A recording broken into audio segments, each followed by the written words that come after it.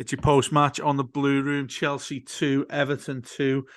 I'm not sure too many of us thought that would happen, certainly after going behind twice down at Stamford Bridge. But we've gained a point. Well, I suppose they're still renowned as one of the big boys in the Premier League, despite the fact that they're 10th in the Premier League table. But yeah, it was a last-minute equaliser from Ellis Simms. There was a decent header scored by Abdoulaye Doucouré. I'll come to you first, Rob. What do you feel about that? Because I'm sat here feeling pretty buoyed by that. I'm feeling that we showed a lot of what we've not seen so far this season. Well, I mean, it depends on when you would ask me that question. The result, yes. Of course, yeah. I was so thrilled with. We played the kind of perfect, the perfect quintessential Sean Dyche first half, right? 0-0. Sure, no shots on goal, but they we were giving Chelsea nothing, which is about what I expected. And I kind of thought, are we going for a 0-0 full time and maybe sneak in a goal on a set piece or something like that. And then we get 4 goals in the second half, and I'm like, look, on the one hand, if you told me before the game, here is your weekly snap your handoff segment, guys. If you told me before the game that I'd have a point at Stamford Bridge today for Everton, I would have gladly taken that, given that I kind of reasonably expected us to not get anything. I think, and I'm sure we'll go on to talk about this, I think the frustration is and I know we've talked about this before, Dave, but the inability for us to kind of play in any kind of consistent way for a full 90 minutes, it's kind of maddening, right? Like, the first 45 play great defensively.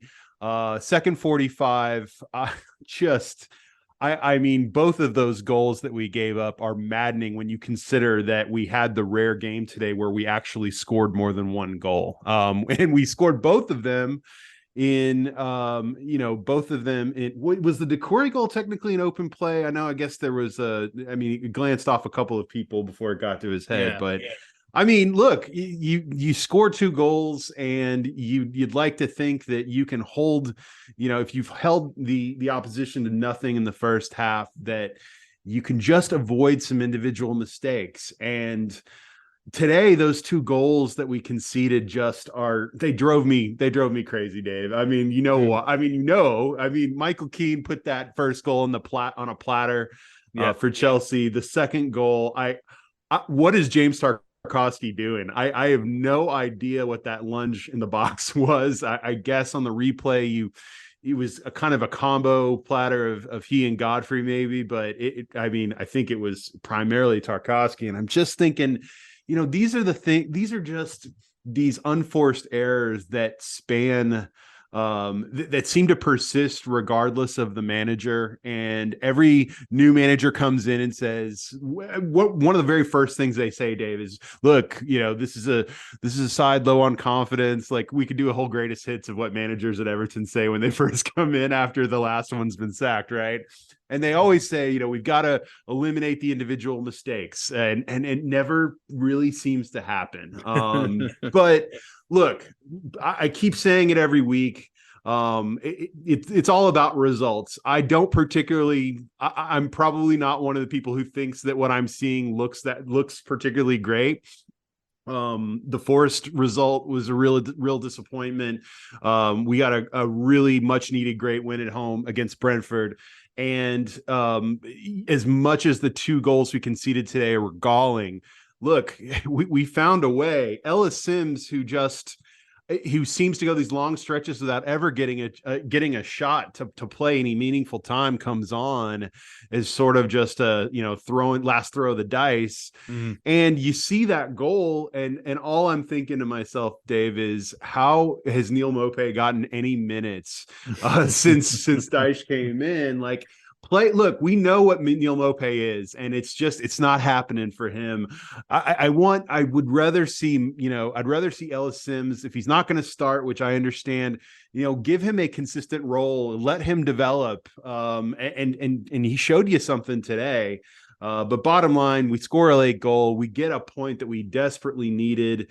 It is as tight can be in the bottom half of the table.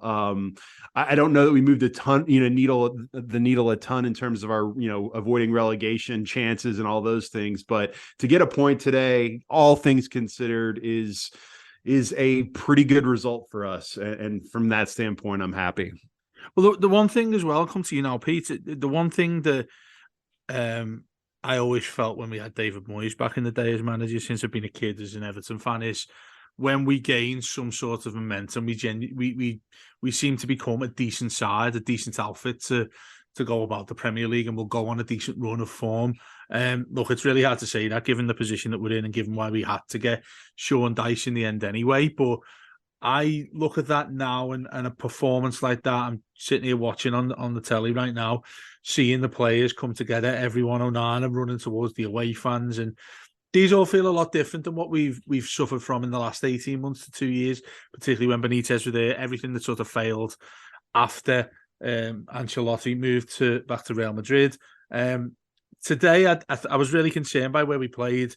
Seemed to be really deep, which is typical of something that happens when you're the poor side, in inverted commas, that goes to a club like Chelsea. You're going to get 25-30% possession in the game. You know where you've got to be active in a defensive status.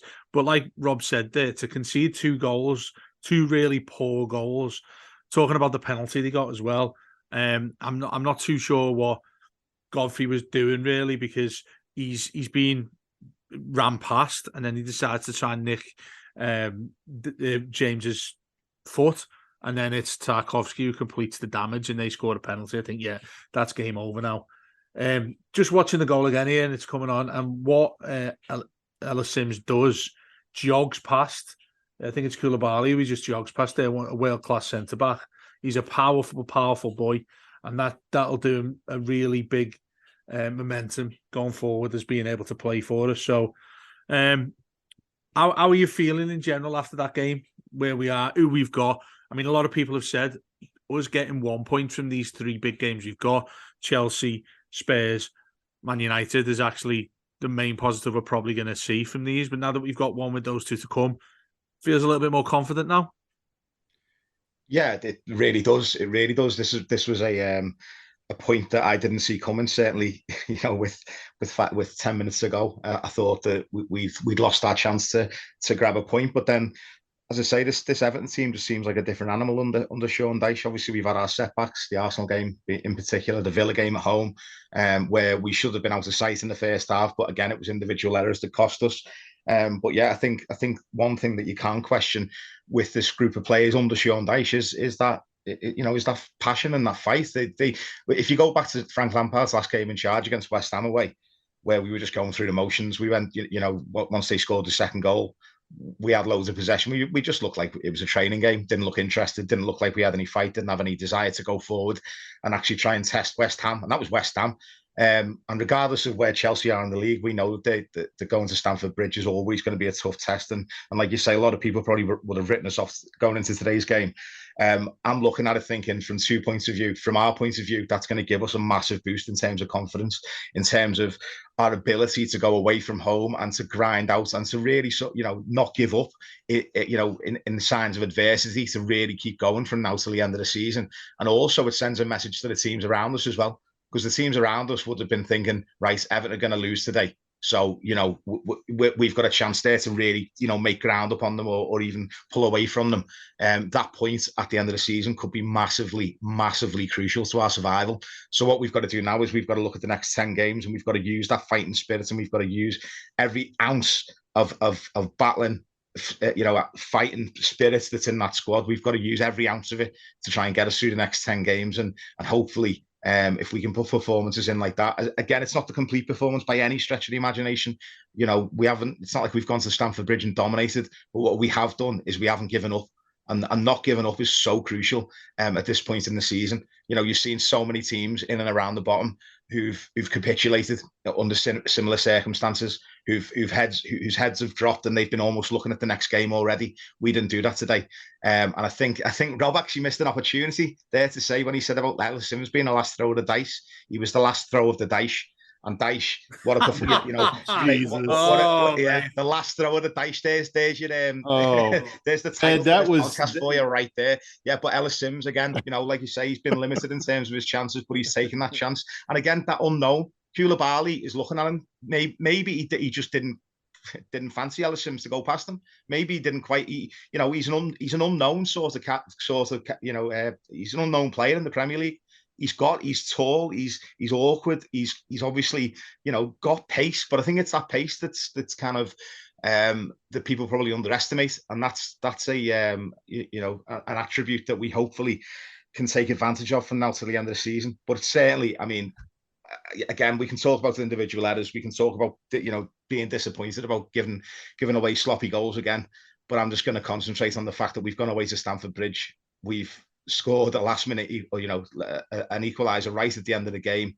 I'm looking at this as all positives, basically, and it's really, you know, giving us a massive boost going into the next game against Tottenham. I definitely think you were sat there when you were watching this game with a massive big bar of cheddar, because that was so cheesy what you just said, by the way. Dave, I'm going to need a shower after that. That was wretched. Unexpected as well. Yeah, well, and one thing I'll the dice, come on. Hey, look, and Dave, one thing I'll add to what Peter said. I mean, it's weird because the Sean Dyche experience so far has been, in many ways, exactly what I expected, in terms of kind of how it looks, and you know, who he would play. And then on the other hand, it's also not been what I thought in terms of who he would play. Like, so for instance, I kind of expected Dwight McNeil to come in and play, you know, play more under him. Didn't expect Abdoulaye Doucouré to somehow be resurrected from the dead and play like he has. And that's been mixed at times, but he was probably my man of the match today. He got a goal, got the really nice assist on the Simms goal as well. And I think, and this is the thing that I think is the biggest surprise for me with what we've seen so far.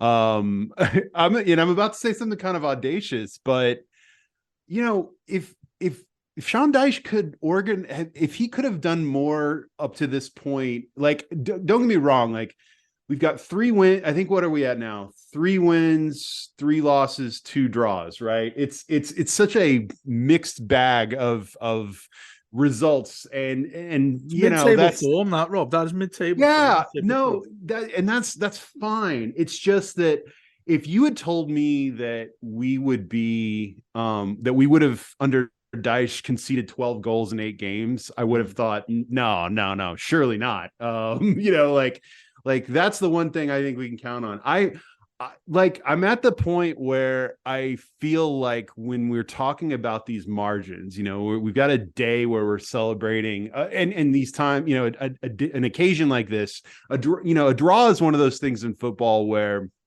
the context of it is very important in terms of how you judge it, right? Like, when you're the team that gets a late equalizer like we did today, a draw can feel like a win, right?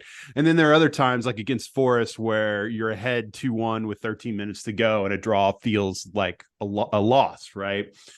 I think, though, that the fact that we've conceded 12 in 8 games is, I'm still kind of disappointed in that, frankly, just because I think part of it stems from the fact that I think that Sean Dyche has made some very conscious lineup decisions that are really tied to some of his Burnley rooted blind spots. And I think that, you know, continuing to watch, Michael Keane was good against Brentford. I don't want to take Brentford. I don't want to take that away from him, but I don't know. And I'm not the only one. I don't see it with Michael Keane, and I never am going to. And I've seen him under every manager, and he continues to make these sorts of mental mistakes in games. And so that stuff drives me crazy. But Guys, just to give you a sense of it, we hold on against Forest and everything else stays the same. We're in 12th place today after this result.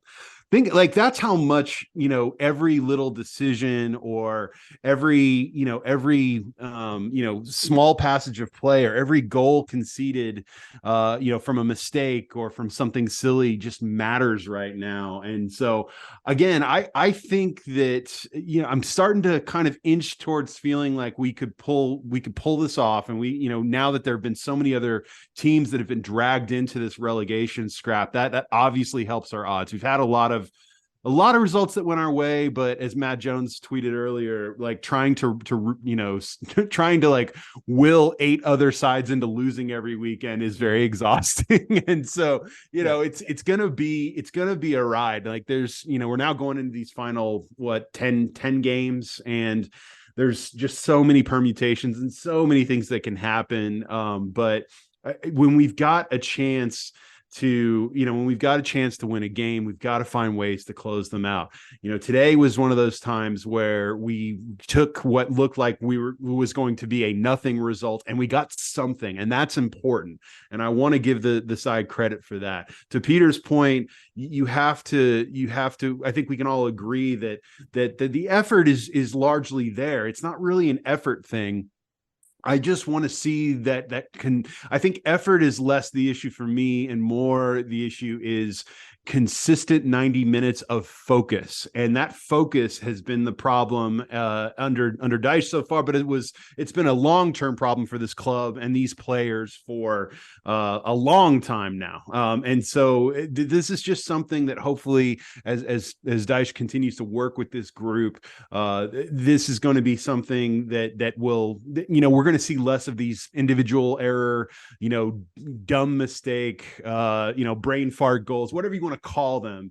But we've got to see less of those. And if we do, we're in better shape. And Dave, to your point, if we'd just been kind of playing this mediocre all season, or if we had Dyche here, a month or two before, we're not even having this conversation. No. But unfortunately, the amount of games left when he got hired are what they are. And we are in the predicament we're in. So we've just got to find ways to keep that mental focus for a full 90 minutes, put in a full performance. And look, we've been able to win games. We've won 3 games. And outside of that Arsenal result in this first game where I felt like we played close to a full 90 minutes, we haven't played a full 90 since then. No. We've still gotten 2 wins, still gotten 2 draws. There are opportunities for this thing to improve just a little bit more. And I think if we do, then we're going to achieve safety. It's really interesting that some of the different feelings I have towards this is like, it doesn't feel fully to me like it's escape from victory type of desire with all this, because I don't know whether that's because there's so many other teams. There's obviously 9 teams within, I think it's 3 points that could go down conceivably, 12th downwards with Crystal Palace up there, who still need to appoint a new manager, and they go away to Arsenal tomorrow, by the way. I look at I know you guys probably be the same. You're constantly looking at fixtures, and I think I've been more interested in other football clubs in the Premier League than I ever have been before. Just wondering who they've got injured and stuff like that going forward. But the thing that Rob spoke about there, Pete, which I think is really sticking out more than anything else, is the way in which Dyche is getting us to come back in games, to have a different ideology towards we play when we've conceded a goal. Now, when we conceded the penalty, I saw Pickford going absolutely crazy at Tarkowski. I guess he's saying to him, why have you been so naive there to take a man down when he's in a really difficult angle to even score a goal? I mean, it didn't look like it needed to be an inevitable penalty, that they didn't need to throw themselves in there. Even though he's only like 5 yards out, the angle that it would have been really difficult for him to score. And you'd hope that if he crossed it, then we could clear it anyway. And then that we conceded, added on to the first goal they scored through João Felix, Keane out. I'm looking at that thinking, well, how many times have you looked at us in the past, regardless of who the manager's been, where we've made those sorts of mistakes and never been able to come back from it? The fact we did today, away at one of the toughest sides in the league, who what in the quarterfinals now of the Champions League. I know they're struggling and they have their own issues themselves under Graham Potter. But for us to go and do that when we didn't have or haven't had a genuine striker for a long time now, with Calvert-Lewin being out, for us to go and do that, if you're going to go and draw a game, or if you're going to go not lose a game away from home against a really tough opponent, doing it the way in which we did tonight, that's probably the most positively affected Everton walking away from that down in London and starting to look at the other games and think, do you know what? We should be well up for this if we're able to go and do what we did today. Yeah, and that's the thing. That's what what I go back to.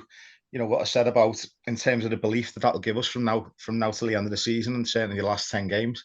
The fact that we've got that desire, and I think that's the thing in terms of you took, as I've spoken about effort and work rate and things like that. And as Rob's rightly said, I don't think that can be questioned, and we've had that before. But I think one of the things that we seem to have a lot more of now is belief and not just giving up, and not just letting going through the motions, and not just accepting defeat. I always say that winning is a very sort of it's a feeling that players can cling on to, and that's where your top sides get from. That's where your top sides start to build up momentum, because they get addicted to winning. I think the flip side of that is that you can get addicted to losing as well. You can get this idea in your head where the players psychologically are so down in the dumps that they literally just accept defeat, because they just feel that it's inevitable. And that goes for us Evertonians. We always say about the amount of times where where we can be quite pessimistic, probably because of years of just being browbeaten into submission by numerous false dawns and numerous letdowns over the years. But certainly in terms of, as I say, when we were going through these barren spells of losing 8 and 9 games in a row, I think the players can just get to that stage where they're literally addicted to losing, and that losing mentality is so hard to shift. And I think that's been the biggest dilemma for Sean Dyche, is to come in and get rid of that losing mentality. I mean, I always remember what he said about us last season when Burnley beat us, and he said, I said to the player, he's talking about Burnley, so I said to these players at our time, they don't know how to win a game. And I think he's had to do it in reverse since he's come into Everton. He's had to try and turn it on them, and to recognise why it is that they're not able to see out results, and why it is that they do give up too easily. And I think we're starting to really see that fighting spirit. And even the 1-0 wins we've had at home, though all of those games, I'm not saying they were perfect performances, but just that spirit and that fight and that belief to keep going. It exudes from the players, and the fans react to it as well. And I know the fans today at Chelsea were absolutely incredible. Another, if you talk about man of the match, that every single fan, man, woman, and child in that away end today did us proud, as they have done all season. But certainly that belief is so vital for a club in our position. And again, that belief will scare the living daylights out of the teams around us as well, because they will have looked at that today thinking, right, that's good, Everton are going to get beat there, that's going to knock their confidence. Whereas now they're probably looking at Everton thinking, wow, they've got a bit about them, and they've got, they're not giving up on this fight, and it's that we've got to do. And I feel like up until just before Dyche came in, I think all of us have pretty much accepted our fate. I think that even though it's still early days and we've got 10 games left to go, I think we've given ourselves a great opportunity to try and fight, battle, and work our way out of this. And that goes for not just the players, but the supporters as well. A word I want to point out here a little bit more of a facet of the way we've been since Dyche came in. I mean, I'm willing to admit that I wasn't thrilled that he was going to be our next manager, but when we've picked up results under him since he came in, you mentioned that record we've had, Rob, since he came in. I look at it now and I think, do you know what? There's probably nobody better who you get into that actually sorts that out in I wouldn't go as far as saying a unique style, because there are managers who do similar things that he does, and there are managers like him who get overly criticised for the way in which their team plays. But when you're in a situation we're in, it's not the luxury you can look at and think, we want a manager in here who wants to keep the ball on the floor and pass it all about the place and things like that. We just want nothing but results that we need to stay in the Premier League. And that's where and I never thought I'd be saying this, I think the club have done the right thing. And I'll get slated for saying that about all sorts of things, as you can imagine. But I think they've actually done the right thing by getting him in as our manager. Now, things might not go our way. We might be looking at this Premier League table in a couple of weeks when it goes to international break and thinking, oh, there's no way this is going to happen. We're not able to do this. But I think what Pete said there is more appropriate to think that we're giving ourselves a fighting chance here. And look, I'm not saying that by trying to sound like, we should all feel really sorry for ourselves, because I think many fans would say, me particular, because I'm just simply renowned for being a negative Everton fan. But I looked at that table, say, maybe 2-3 weeks ago, and thought, there's no way we're staying up in this league, not with these fixtures we've got coming up. And I can't think that there's a way we'd arrive at where we are now, regardless of looking at what the points difference is and stuff like that. But being in a position where I feel, I'm not going as far as saying confident. I think a lot of people have said confident. I don't think that's the word to use here. And I'm not really sure what term I'm settled with. You'll probably have a better one than me. But I'm cautiously optimistic. But even that is probably stepping a little bit too far. You're 51% up. I like to call it 51% optimistic, right, which is right. It's a coin flip, but I'm leaning towards getting it right. Like, I'm the same. I'm starting to feel that way too, Dave. Like I'm not. I think you wouldn't put your house on a staying up, would you? No, not at all. Like today, so one of the sites that I peruse after all these results, right? Because we're all doing the thing right now where we're watching all the other games, or at least keeping track of the scores, right? And then at the end of the game, I go to 538.com, which I think they started a long time ago, obviously mostly as like a political website, but they basically have this giant. They cover every sports league in the world basically now, and they do this. They have this table on there, and you can just type in PL 538 in a Google search and it'll pull right up. But basically it shows you kind of, where percentage of chance everyone is to finish in different positions and or to be relegated. And look, I think we came in today, according to 538, we had ticked down after that Brentford win, I think, to about a 44% chance of being relegated. And now we're down to 40. And so, it's like that 60-40 kind of thing. And it's like, that means we're at least inching in the right direction, given where we ended up in February, or ended up, after January and the disastrous transfer market. But I think, Dave, what I'm still struck by, and what I hope no one forgets, regardless of what happens, whether we stay up or not, is to not make the mistake of last season when I don't think we did it. I think we were all relieved, and there was a little bit of celebration just because of how much of a journey that kind of unique relegation fight feeling, it evokes in all of us, right? This season, though, if we find a way, if we manage to survive, it's sort of like when the referee says play on after a foul has occurred and they want to give it advantage, and goes on, the run of play goes on for a long time, and you're like, I wonder if he's going to forget to pull that guy back for a yellow card later. Like no matter what happens, don't forget January, guys. I cannot underscore enough that regardless of what you think about the manager or this set of players or what have you, this board and this ownership, if you had said that they were actually trying to get us relegated, you wouldn't actually be able to provide evidence to the contrary. That's how bad what we saw in January and frankly an extension of this past summer was in terms of our business. And so, if we eke by again, or hey, let's say we get on a nice little run here and we are safe with 2 or 3 games to go, wonderful. The lesson and the takeaway from that should be that most of these players should still either be gone or they should not be starting games for Everton. Now, again, don't know that that's necessarily realistic, but like, let's remember that this is still a very bad football team, and we need to.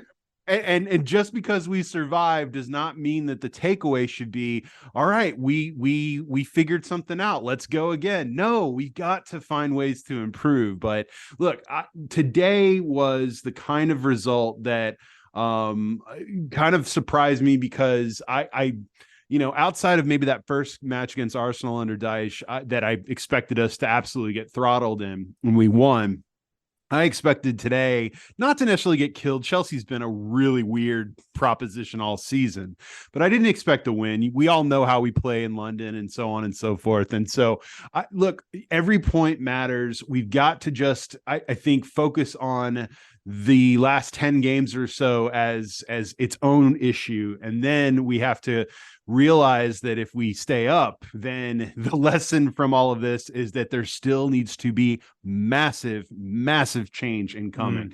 And now, whether that is with Dyche or not, like, if he keeps this up, he's obviously going to keep his job. And if so, I don't necessarily, I'm not going to necessarily look at what I've seen so far and say, yes, more of this, please. Like, now don't get me wrong. I think that Dyche will be able to be better with better players, because every manager is better when they have better players. But we've actually got to make that happen. And so for me, looking at today in the micro way, it's good. It's a positive sign. I'm starting to inch towards feeling like we're going to stay up. But at the same time, I just, and it sounds, I don't mean to sound negative. It's not a killjoy thing, guys. It's just like, don't lose sight of what this football club is, the deep rooted problems that it has, and the absolute necessity for change that must come at the end of this season. That's such an important point you're making there towards the end, because I remember, and we all remember, just after staying up against Palace, which is coming up to nearly a year, which is crazy, isn't it, to think back that it's almost a year since we stayed up. It's a year to the day since that crazy win against Newcastle, and there was a guy tied to the post by a cable tie. Things started to go crazy, but when that happened, that win against Palace, where we didn't think we were going to stay up, and you're 2-0 down at half time, and all of those things started to happen, and we all said to each other and the club, this can't happen again. This cannot happen again. And lo and behold, we're in a position where a lot of people are looking at this thinking, no, it is going to happen again, in regards to we'll probably have to do something miraculous in terms of turning around, being 2-0 down and playing Arsenal on the final day of the season to winning 3-2, just to make sure it didn't matter. Just a final word to you, because you've only got a minute or so left. What are you feeling in general now about this in terms of the games you've got? Spurs at home next Monday night. I think as well, just to finish on this bit of a tangent, but when I look at us when we play our games, I think I'm starting to feel a little bit comfortable that we see what's happened in the results before we play. Conversely, you might think completely opposite of that, because it puts us in some sort of additional pressure, because the games today didn't really go our way before this one at Chelsea. I'm looking at Sean Dyche thinking he probably relishes a bit of that. Yeah, he probably does, to be fair. I think Sean Dyche is a manager made for this kind of situation that we're in. I think he loves difficulty. He loves difficulty. He loves it. I think if we were mid-table and safe, I think he'd be bored. I think he'd probably leave. He'd probably just walk out and let Steve Stone take over for the rest of the season. I think he's in his element. But yeah, looking at Spurs' results today as well, looking at the way that they gave away those 3 points against Southampton, Spurs will be bitterly disappointed with that. I'm sure that they'll want to come back from that. They'll want to bounce back from that performance. I've seen the comments from Antonio Conte. Wow, today he was just begging to be sacked, isn't he? He's absolutely begging for his payoff. Well, he's put all of his players out to dry, hasn't he? And he's put everyone out to dry. Yeah. He's talking about the owner. He's basically saying that there's a loser's mentality within the football club. It's like, he said today it's not a team. He said it's like a group of individuals. Anyway, we've got enough to talk about with Spurs next week at home. But one thing I would say, Dave, though, by the way, talking about January, we might not have made any signings, but if Sean Dyche keeps us up, that's signing of the season. Yeah, that's an excellent point, an excellent way to to end this post-match. Agreed. By the way, regardless of what regardless of my critiques here and there, look, sacking Lampard and getting Dyche in is going to be the thing that ultimately keeps us up. The bigger question that needs to continue to be asked, though, is why it didn't happen way sooner. Well, yeah, that I think that's a big question we're all left to answer towards the end of the season. If we're still talking like we are right now about us not confirming our survival when we've still got 2 or 3 games left to go, then that is the big question, and we'll all be beating at the owner's door and the board's door once again, but we've still got plenty of time to talk about that, as we always do on the Blue Room. Thanks so much, Dave, lads. Hey Dave, the last thing I'll say is if this somehow doesn't go the right way over the last few games, the club's gonna have a lot bigger problems than merely a sign, a part of a billboard or a sign attached to the stadium ending up in a canal. Like, I can only imagine what it would look like if things go badly from here. But I'm choosing to believe that we are finally starting to turn in the right direction. That's it. I think you're spot on. I think you don't want to be the club complaining about stuff that we don't want to happen, but at the same time, you don't want this board anywhere near our club, do we? But yeah, to feel that we've finished today on a high note, a point away at Chelsea. What are we? 2 points above the drop zone. We've played the game more than most sides. We've got Spurs at home next Monday. Stay with the Blue Room. With the next week, we'll be talking about everything Everton. Thanks to the lads for joining me today, and we'll speak to you soon.